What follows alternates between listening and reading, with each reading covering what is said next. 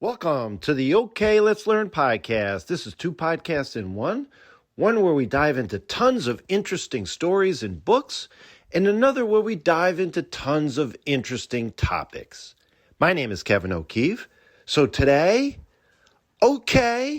let's learn all about the life of Elizabeth Cady Stanton. Yes, right up there in the Mount Rushmore of women that made a difference in the suffrage movement to allow women to have the ability to vote. And not only that, she was instrumental in so much of what society dictated in terms of the rights of men versus women and how that was inherently unfair. People talked about Susan B. Anthony being the movement, the women's suffrage movement's engine. And Cady Stanton was often its architect. She was a great thinker, writer, philosopher. She was constantly asking not just whether or not women could vote, but why society itself had been built so unequally in the first place. She said something that was so foundational to her worldview and many at the time. Why is it that it was just all men are created equal? How about the women? All men and women are created equal. That's what she thought. That's what she preached. And like I said, we will go through a few other important women in additional podcast episodes. No doubts, the other two up there in importance with Anthony and Stanton are Alice Paul and Carrie Chapman Catt. So let's dive into Elizabeth Cady Stanton.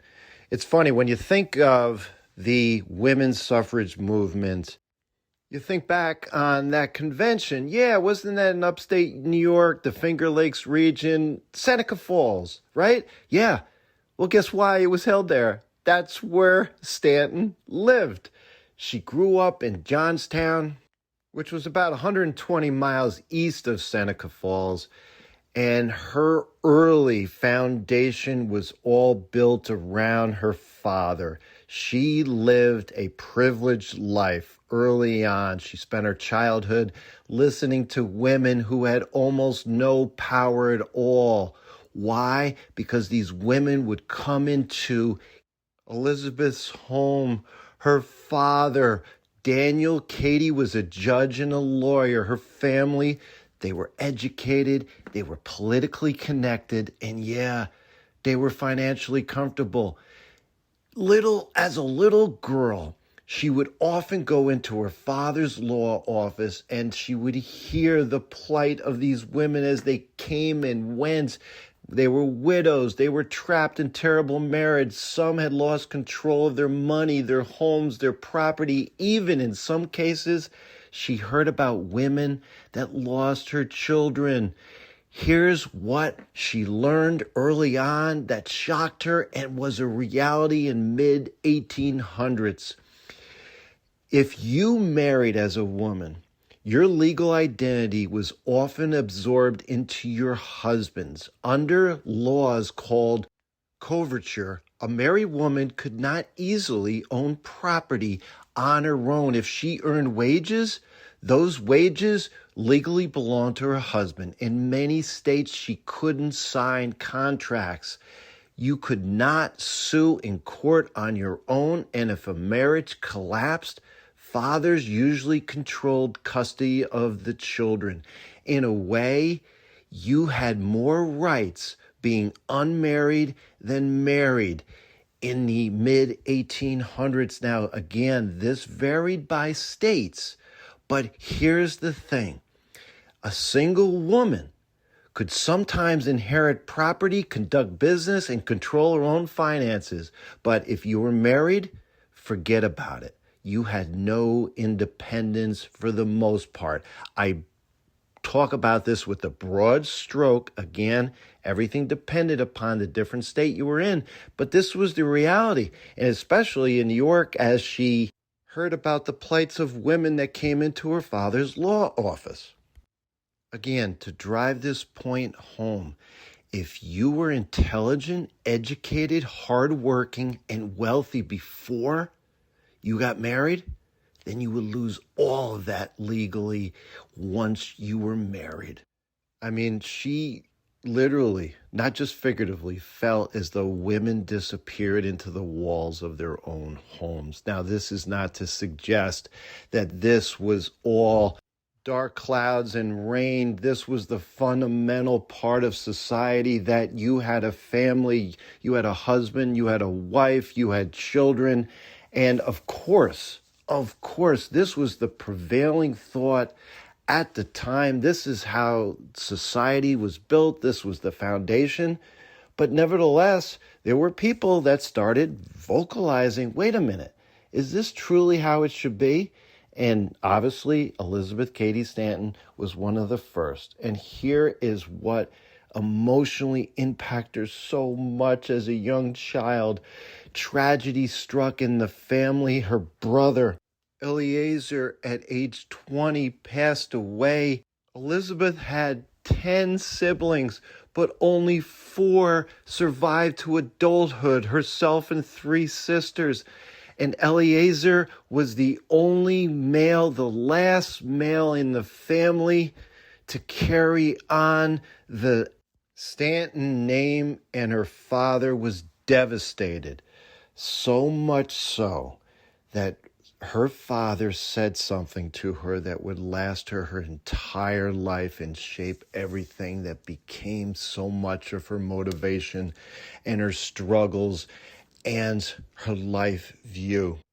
As her father is mourning, Elizabeth comes up, sits in his lap, and he whispers to her, "Oh, my daughter, I wish you were a boy."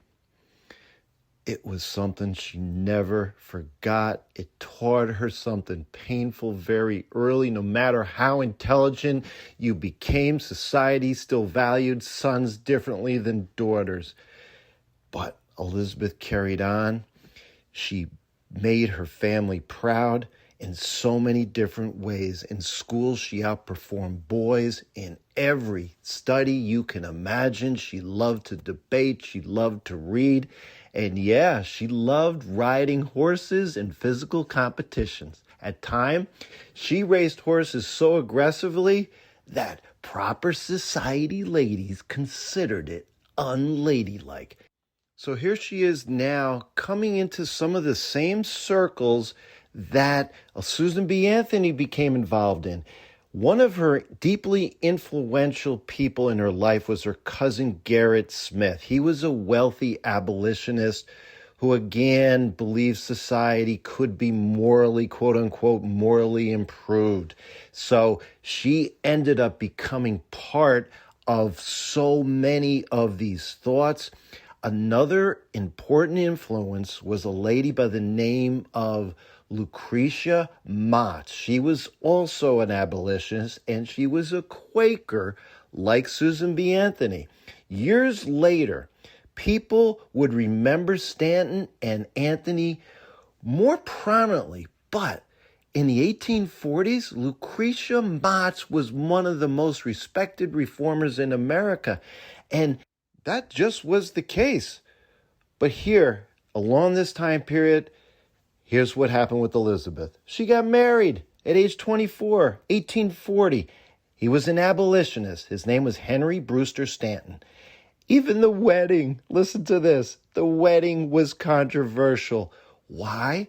Because the traditional vows required women to promise to, quote, obey their husbands.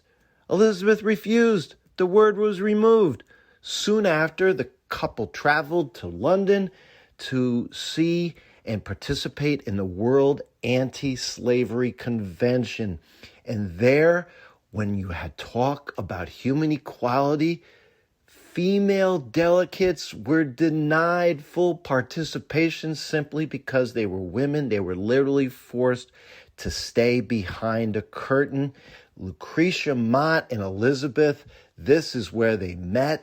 And together they sat there, both furious, but they established their connection right there and then.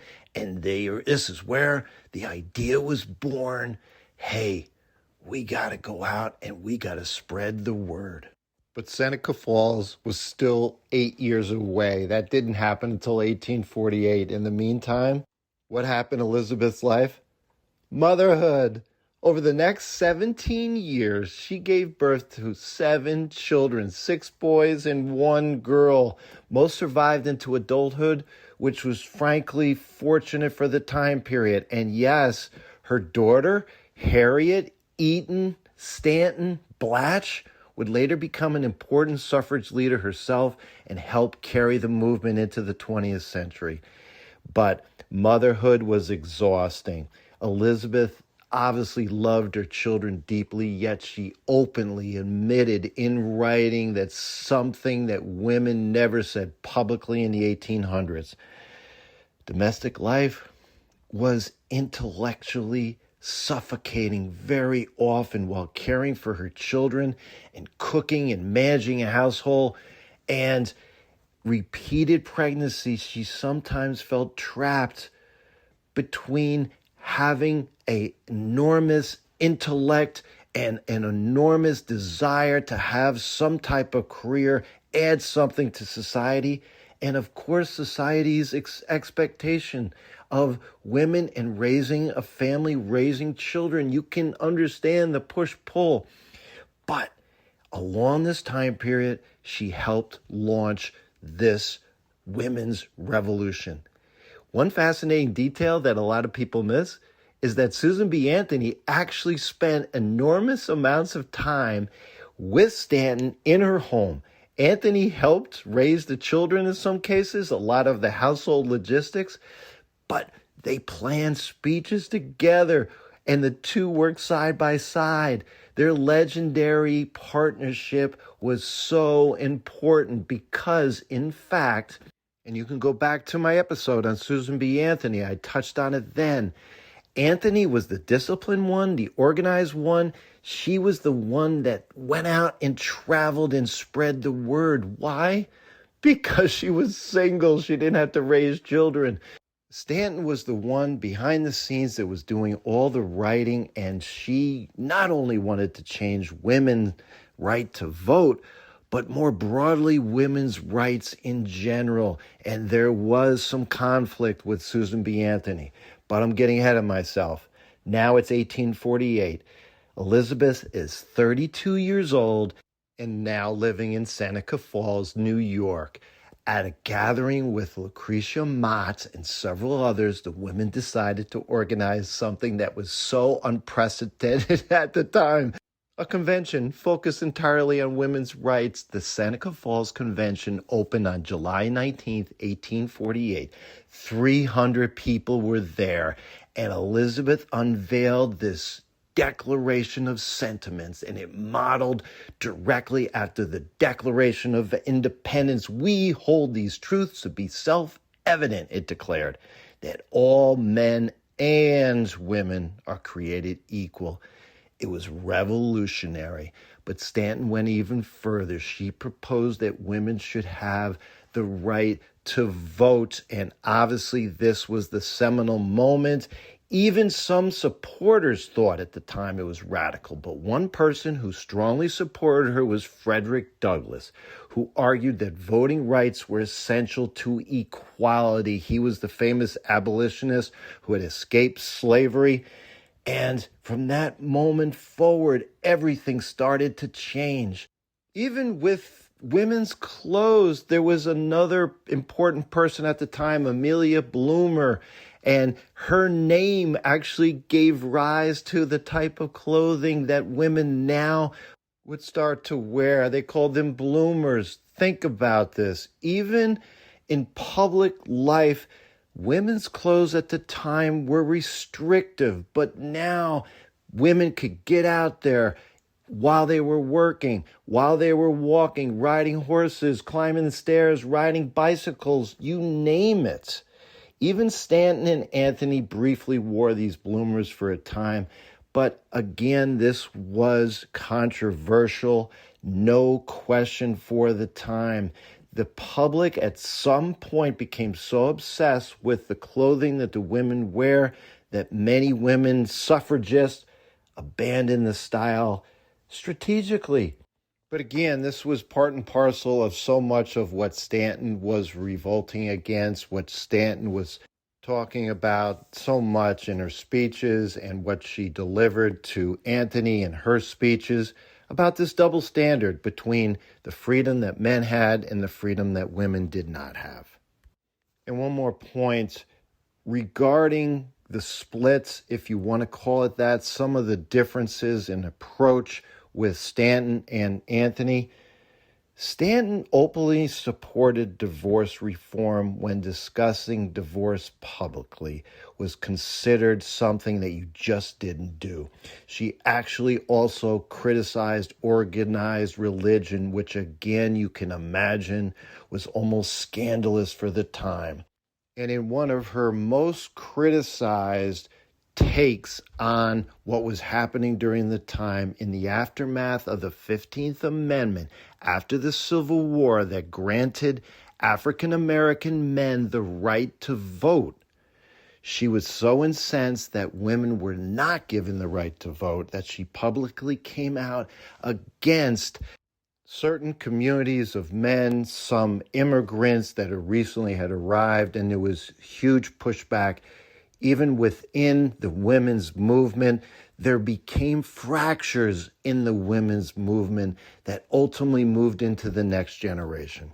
Now, it's important to realize the right to vote nationally didn't happen until 1920. Elizabeth Cady Stanton and Susan B. Anthony never saw in their lifetime their dream become reality. Stanton passed away in 1902, but it's important to understand her impact right here after the Civil War. In 1868, both women organized and launched this newspaper called The Revolution. At this time, prior to the Civil War, the fact that women would get together was almost unheard of. After the war, they turned suffrage into a national campaign in newspapers, lecture tours, conventions, petitions, you name it, political pressure, lobbying efforts. And one of their most famous slogans coming out of this newspaper, this revolution, was, quote, "Men their rights and nothing more, women their rights and nothing less," unquote. So, a year later, after this newspaper was set up, 1869, they helped found, both Anthony and Stanton helped found the National Woman Suffrage Association, the NWSA. This became the huge organization that helped fight for a constitutional amendment that granted women the right to vote. But it didn't happen overnight. And in fact, obviously, as I mentioned, here we are, it's 1869, nothing had been happening. But then the Wyoming Territory started it all. They granted women's voting rights in that territory. Then it was the Utah Territory the next year. It was Colorado. Unfortunately, another 23 years later, a huge gap in the movement. But 3 years later, then it was Idaho. The driver behind all of this was Elizabeth Cady Stanton. As I referenced, early on in her career, women had few rights, even above the voting rights. But now we're entering the late 1800s with all these states in the West coming on board, and they gave women greater legal control over their inheritance, their earnings, their property that they owned, and financial matters. Elizabeth had spent at this point more than 50 years pushing the nation to rethink the role of women in society, not just politically, but inside marriage, education, religion, everything about women's life alongside with men. She transformed with Susan B. Anthony women's right from a small little reform movement in upstate New York into a national cause that couldn't anymore be ignored. As she got older, the movement moved into the 20th century. Carrie Chapman Catt expanded the movement with political organizing and state-by-state campaigns, and another lady by the name of Alice Paul brought a younger and actually more militant energy with marches, protests, picketing, and hunger strikes that shocked the nation. Stanton's own daughter, Harriet Blatch, also became a major suffrage leader and helped connect the movement to working women and labor reform, even going forward, the temperance movement. The progressive era of our country had all these rights intertwined. Whether, again, it was men or women, it was the idea that so much of our society needed to change. Elizabeth Cady Stanton died in 1902 at the age of 86.